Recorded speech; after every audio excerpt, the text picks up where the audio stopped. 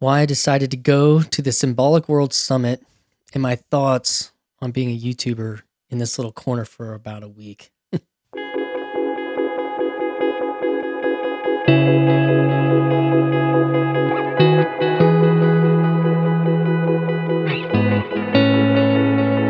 So, what's next? What is the post Peterson YouTube space? You have Paul VanderKlay veering off of Jordan Peterson to Tom Holland in his project with Islam and Western civilization. They've conferenced together and have a real relationship. Tom has a similar courage that Jordan Peterson displayed in his early days on YouTube. Part of why I really like Tom Holland is my sense is he's got courage. You know,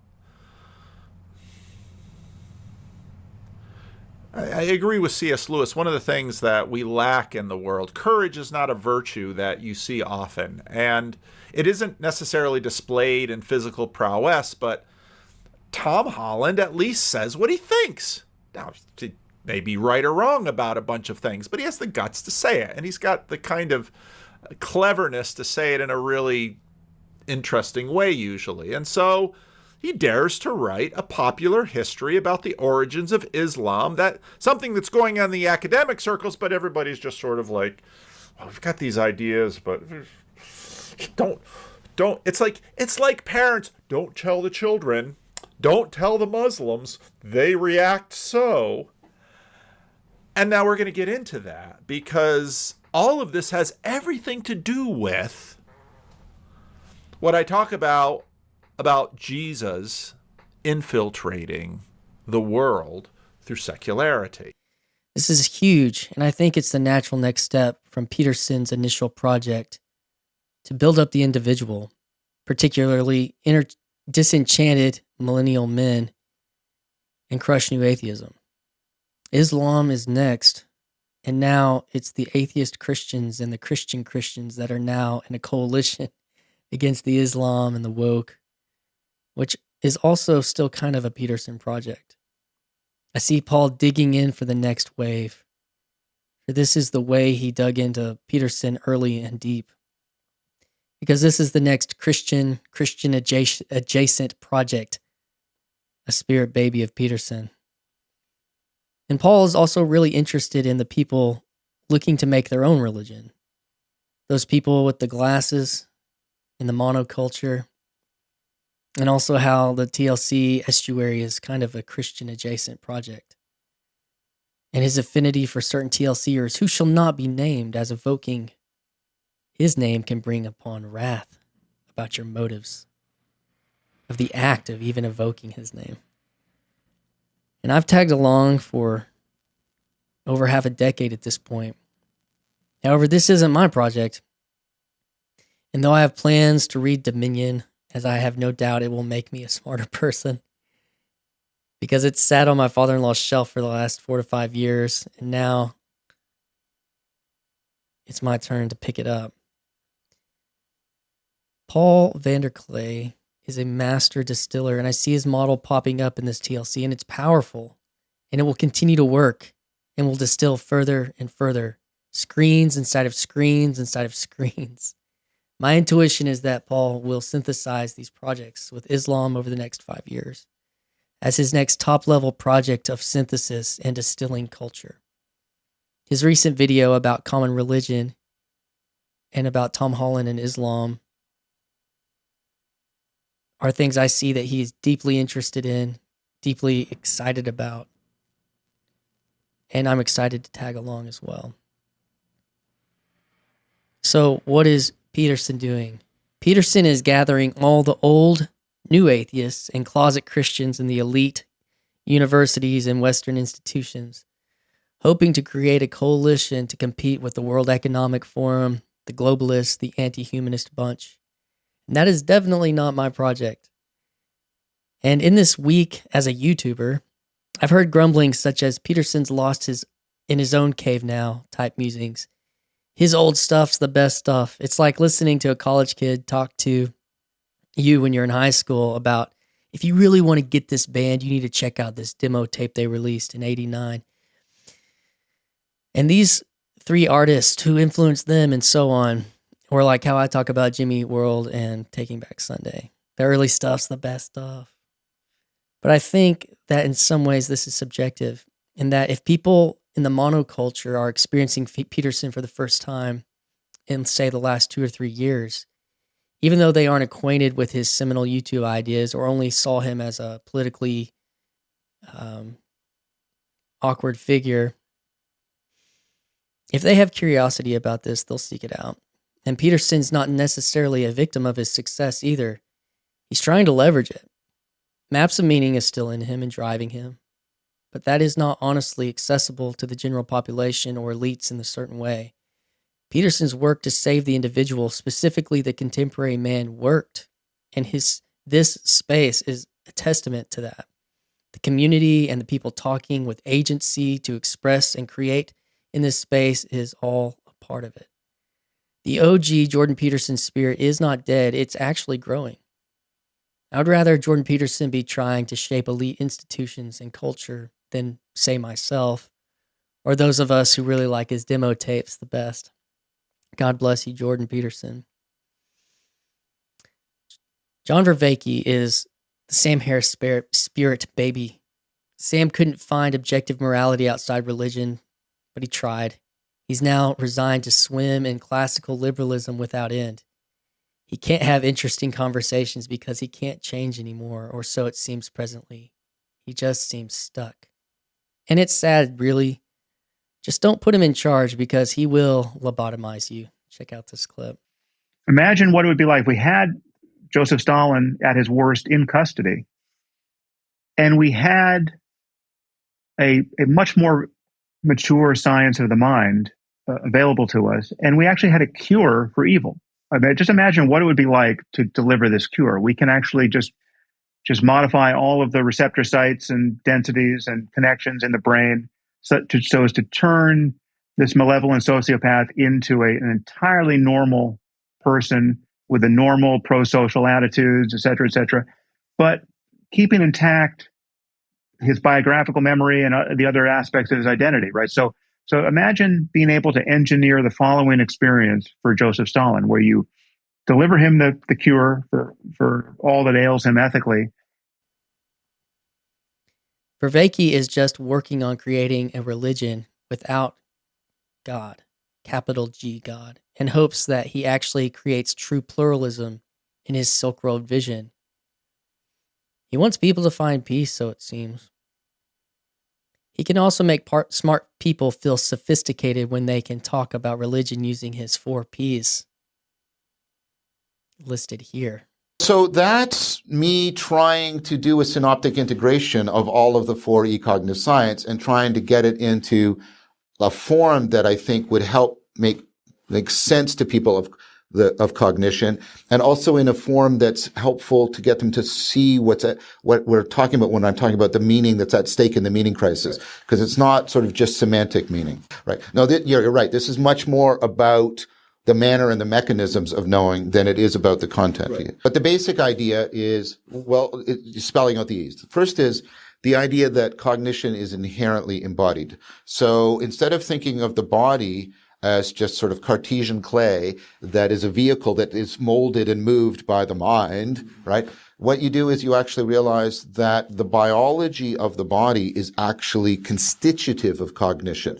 And so my particular work, relevance realization, says, right, this very important function of being able to zero in on relevant information relies on me being a biological being, right? And so that's like, if I don't have the bioeconomy of my body, I would be like a computer. And when a computer faces information, it doesn't care about one piece of information over another. AI struggles with a bit. Right? Exactly. Well, struggles with a lot, right? That's the relevance problem, right? And so this is the idea that cognition is inherently embodied. And then and going with that is the idea that it's inherently embedded. This is the idea that cognition isn't in my head. It's right. So again, it's like biology. Is an organism adaptive? Well, the adaptivity isn't in the organism. It's between the organism and the environment. The same thing with cognition. It's enacted. This is Evan's main idea, that what we're looking at aren't so much, propositional processing in a computer. What you're looking at is a dynamical system that is constantly modifying the sensory motor loop. So the mind is much more enacted than what we sort of argued in your head. Right. And then the last one is extended, right, which is the idea that what we're doing right now, you and I together are making this conversation together, and the conversation starts to take on a life of its own, and it's solving problems that you and I can't solve individually. So cognition is extended through other people and through the environment. And this is definitely not my project, but right now he's not really an adversary because he sees true value in the religious life and can't argue with that. I also can't argue with his experiences in Christianity that brought him existential pain, because in many ways, I experienced that as well. The new atheism thought it could abandon religion, and they failed only by offering a negative vision and not a positive vision beyond, we're enlightened, so everything's going to be okay now. That was about as deep as it went, and not without a certain level of hubris attached. Even though Harris tried with the moral landscape, it was really just a simple idea about good and evil wrapped in sophisticated, sciencey words that made its readers feel superior to the religious buffoons who were still holding out for the great spaghetti god in the sky. Just be careful, Vervaeke. Psychopomps don't sound like friendly people to make deals with. And an archetypal presence came in and pushed aside all the parts and said, no, you're going to listen to me. And who are you? He said, I'm Hermes. Oh, yeah. The god of interpretation, the god of meaning making. Did he have little winged slippers on in the whole bit? Well, no, he messenger of the gods. He appeared, he very much had a presence of a psychopomp. Mm-hmm. So what was the consequence of the appearance of this superordinate spirit, arguably superordinate spirit, in the presence of this domain of chaos? Well, it made it very clear to me that I don't want to say it anymore. He wanted to make it very clear that there was a dialogical relationship that needed to be developed and cultivated. And it would be a relationship by which I would cultivate something analogous to Socrates' daemonium. That was the promise that was given. Oh, that's a good deal. I think so. Well, it's dangerous, but so is everything else. Enter Jonathan Pageau. Pageau propagates a type of Christian pluralism and ecumenicalism that I respect and I want to embody. He never tries to explicitly convert people to orthodoxy. Of the big three, no disrespect to Paul, making him 4, Pageau is the only actual Christian doing actual implicit and explicit evangelism. And though he's in love with orthodoxy and has devoted his life to it, he does not proselytize for it. He always says, go to church, not Orthodox church, and not even certain kinds of church, which is very, very interesting to do a PVK-ism. And I believe that part of his project, and one I'm very interested in, is that. When he was on Russell Brand's podcast, Russell talked about this Southern TV evangelist, Rick Warren, as a legitimate help to him when he was in a very low state. And Pageau doesn't jump into his disagreements with Rick Warren. He meets Russell, he sees him, and has compassion on him in his state, and he's kind. He does not go into a tirade of Baptists or evangelicals. He still says, go to church, embody your faith. He has enough confidence in his position that he doesn't need to apologize for it. Pageau is spreading a type of spirituality that is lost on evangelicalism at large, however. It's a spirituality that touches the spirit of Peterson's psychology that makes sense for examining what meaning is, but taken one step further and embodied in a spiritually real life. This meets me in a way Peterson couldn't. Though he gave me confidence and encouragement, he could not give me sustaining spiritual nourishment. And I want to bring this into my own life, in my own story, and in conversations that I'm embodying and seeking to find. Because alongside my journey with Jordan, John, Jonathan, and Paul, and the high church, Catholic, Orthodox ideas, I have had my foot firmly planted in the big evang world. And what I've seen is projects fail. Think mega church and even church growth. Though that one's nuanced for me. There is a long list of big evangelical celebrities and megachurch pastors, apologists, in evangelism, Baptist, Presbyterian, Reformed circles that have ended in scandal, betrayal, stealing, tragedy, and even death. And those were the leaders. They were my leaders. I was a leader in that. And these people, they were propped up. They were shot up to the top. They were the examples. And if they were still so sick in the heart and soul while using their own philosophies and theologies, there must be a real sickness that needs real help in this digitally amplifying culture. There were not tools or spaces these people had to deal with the sickness in their heart. It is not mine to judge if they were Christians, are Christians. That's God's dealings. But I can judge their wisdom, their actions as humans, as professing Christians, and I can relate because I am on that list. I too failed as a Christian leader. And so what do? The answer from my point of view is that we can't simply and only look to esoteric conversation in the ether, though it's fun. We can't hide in our studios and bedrooms making commentary all day, though that can be creative and fun, and it's what I'm doing right now. Wisdom not embodied is just more knowledge. Lessons understood but not practiced is just information, not formation. I saw something this week that spoke directly to my feelings, and I want to highlight that. Enter to this space John Mark Comer. He's roughly a few years older than me, mid-40s, was a pastor at a mega church in Portland, 1,000+ members, multi-site, giant staff, the whole bit.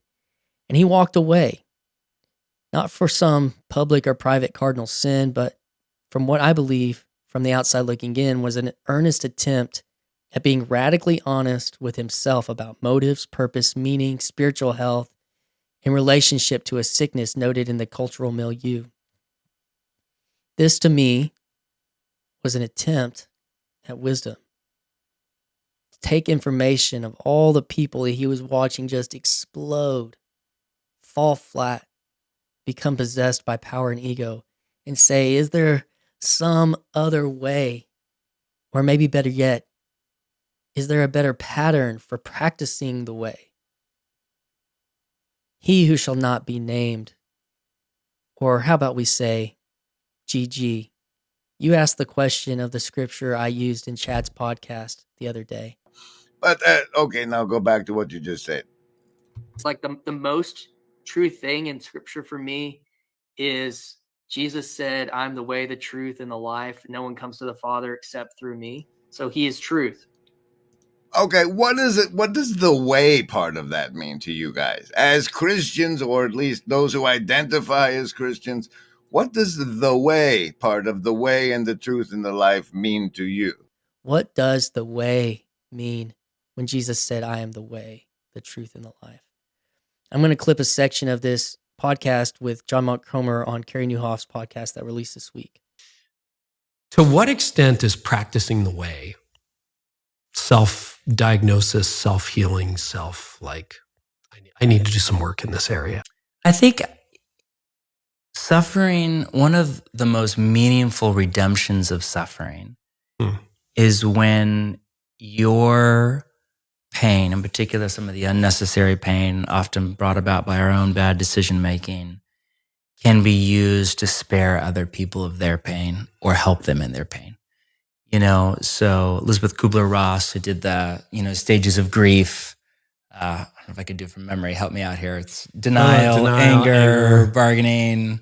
Where does the fourth acceptance one? And acceptance come? is And then the fifth acceptance one. is number 5. But, her team came back a number of years later, and nobody quotes this because it didn't make it into the initial bestseller, and basically said, we're missing a stage. There's a 6th stage, and it's meaning. So acceptance is actually not the end. It's not just I've accepted that my wife is chronically ill, or that I was a failure here, or that my children, or whatever. That's not actually the end. The full, complete healing and development of that process is meaning. When your suffering has meaning. And one of the, I think, best ways that happens that often we can't control, but we can certainly participate in, is when we partner with God to see our pain, our suffering, our failure, our lessons learned in hard knocks of life, used to help other people. So there is a book, it's called The Critical Journey. I did a teaching on it many years ago. You can find, that's a popular version of it. And they basically break the spiritual journey into 6 stages. We don't need to go through those. But at the end, they argue that these stages are not inevitable, that most Christians in America never mature beyond stage 3. So the first 3 stages are, stage 1 is, they call it recognition of God. Ancient Christians would call it awakening. Evangelicals would call it getting saved. Stage 2, they call the life of discipleship. They don't mean discipleship as I would use that word, but they mean like basic kind of discipleship to Jesus, learning to read your Bible, go to church, be in a small group, learning basic Christian doctrine. And then stage 3 is what they call the productive life. So you do things for Jesus now. You lead a small group, or you lead a missions team, or you join the board at your church, or you become a deacon, or you become a youth pastor, or you're doing something, or you're taking your work seriously as a follower of Jesus. All beautiful things. But that's just the first half of the spiritual journey. All that to say, I think that Sunday-based churches are pretty helpful for people in those first 3 stages. Yep. And increasingly unhelpful after that, which is why you have this tragic phenomenon where a lot of the people that have the deepest appetite for psychospiritual development, they want to psychologically mature and they want to spiritually mature. Often the enemy is at work in all of our hearts, feel the need, let's just set aside whether it's legitimate or wildly illegitimate, feel the need to step out of Sunday-based churches and almost graduate from that in order to continue the spiritual journey. Now you're 44 and you're like, I've heard this sermon series 9 times and it's not helping me fix my And I've led this group wayward for 10 teenager years. or my broken marriage or my addiction to whatever, or my pain from my childhood. And so then they move on, which is often just a way to deepen narcissism. I'm not saying it's wrong always to do that, but rather than liberate your heart from it. But on the church side, most churches often offer no discipleship pathway past that 3rd stage. So it's basically, most churches do evangelism pretty well.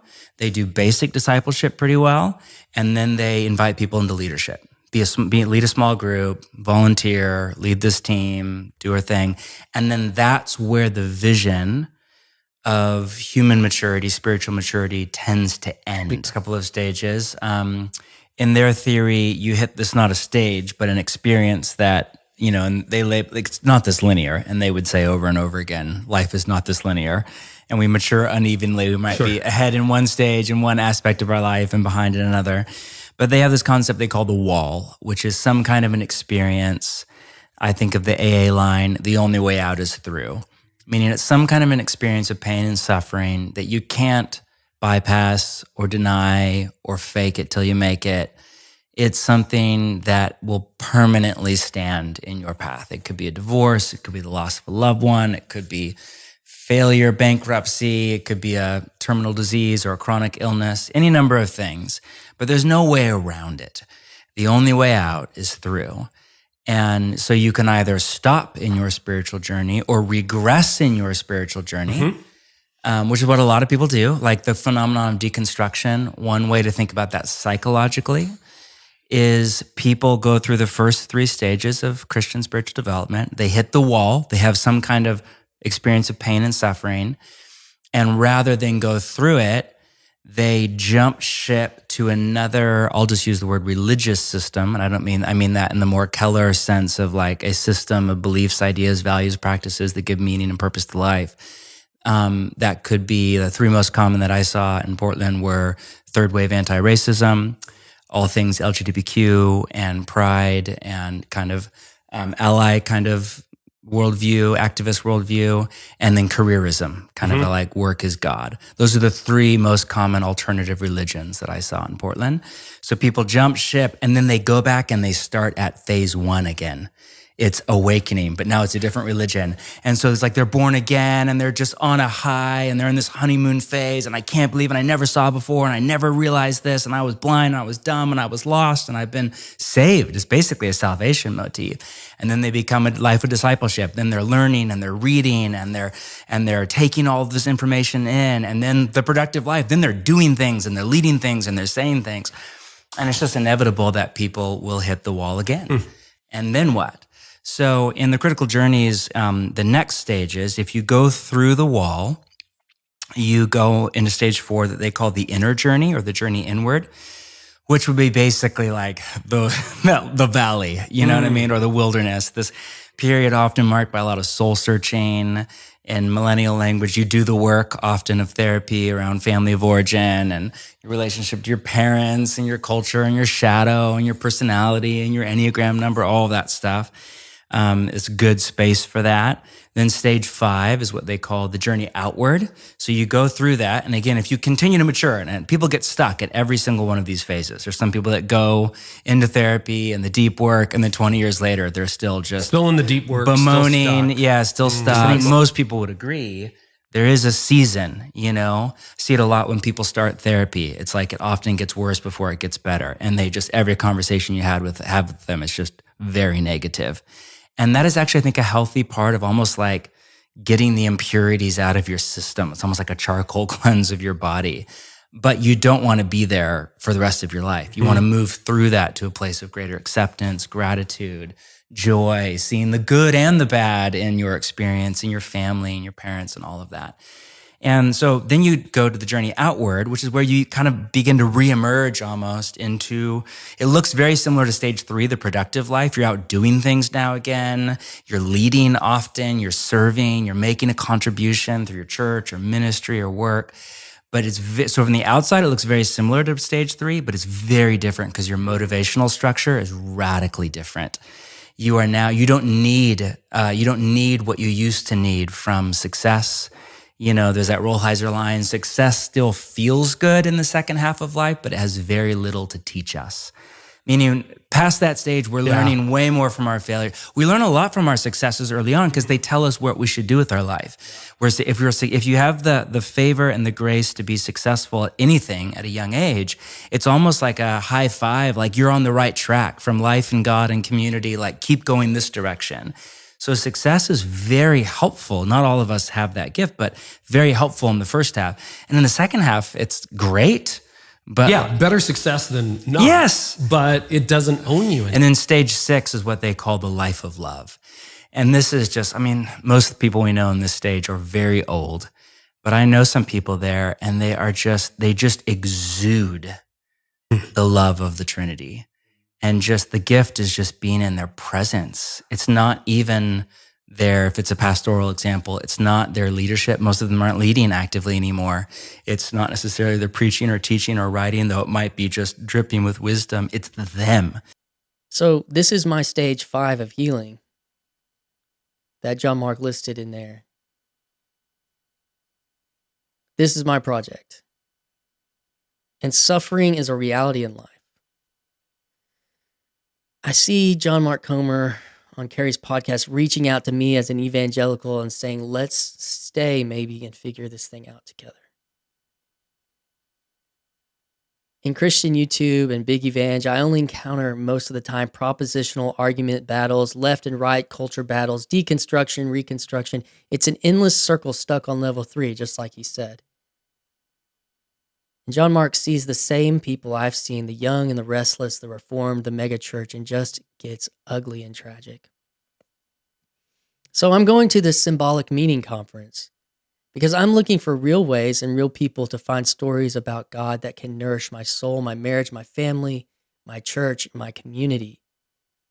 And though I may or may not be Orthodox, and considering there's not an Orthodox church within 2 hours of me, that's probably not going to happen. But I think there are parts of old models that need to be damned. We have to take what we've learned in the last 5 or 10 years. We have to embody it without shame, but in hope.